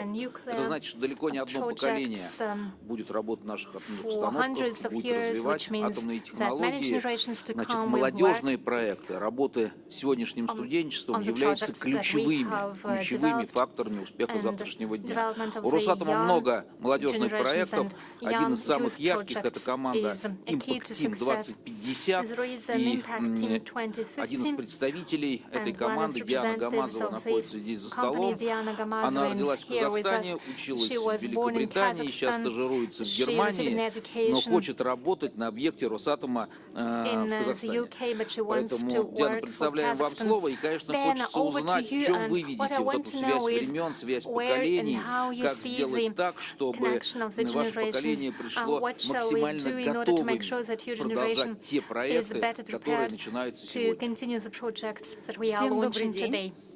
Good afternoon, everybody. Impact Team 2050 is a team of young leaders from different countries promoting nuclear technologies among young people. Yesterday, on the margins of the World Atomic Week, the work of a 100-person team from 33 countries was launched. They represent parliaments, international agencies, think tanks, and nuclear entities. Together, we studied challenges and prospects of nuclear technologies. We feel that despite cultural differences, we share an understanding that the world is seeking justice. We want to, there is no discrimination in the world. It's obvious that without nuclear technologies, humanity cannot make a step forward, just as it can't without new values and principles. That was mentioned already by Ms. Pule, and we, the young people, agree that there is no alternative to the use of nuclear technologies. We understand that we, young experts, will lead ministries and organizations in the future, and we believe cooperation should be based on new principles. We decided to prepare a declaration of international cooperation where we will lay down our principles. Using this unique opportunity on behalf of young leaders of all countries, I would like to ask you a question, Mr. President. What should the young people take into consideration? What should be the principles for cooperation to make sure humanity can use nuclear technologies in the interest of all countries? Thank you. Well, it's quite an unexpected question. It's unexpected, but I'll repeat what has already been voiced here. It is equality and access to technologies. That's number one. Second is responsibility. And particular attention to the safety concerns and safety issues. Those are two main principles, and also rest is auxiliary, and if there is a wish to cooperate, all issues will be resolved. There's been a dispute over whether nuclear technologies can be considered as a clean source of energy. Of course they can. I believe the debates have already been closed. Clean sources of energy such as wind and solar energy require accelerators, accelerating batteries, accumulators, accumulating batteries. Нет абсолютно стопроцентно So прозрачно there are no чистой энергии. Но вот 100% атомная одна clean из них, energy sources, but безусловно. nuclear Технологии развиваются, energy и is one вот of то, them, о чем мы говорили definitely. сегодня, в том Nuclear числе technologies are developing. новые технологии We замкнутого цикла, spoke которые, today по about сути дела, the ведут к closed бесконечному cycle использованию, technologies, which would lead условно говоря, к to бесконечному использованию имеющихся ресурсов, endless use of да, с такой колоссальной resources отдачей и with с the таким colossal минимальным влиянием на окружающую среду, это, output and безусловно, the minimum технология burden on the будущего. environment. And it is a technology of the future. And future belongs to young researchers, to young scientists, young engineers and young experts. So thank you so much for developing this topic, and I would like to Спасибо wish огромное. success to all Спасибо of за us. работу сегодня. Thank you so much, and thank you for this work.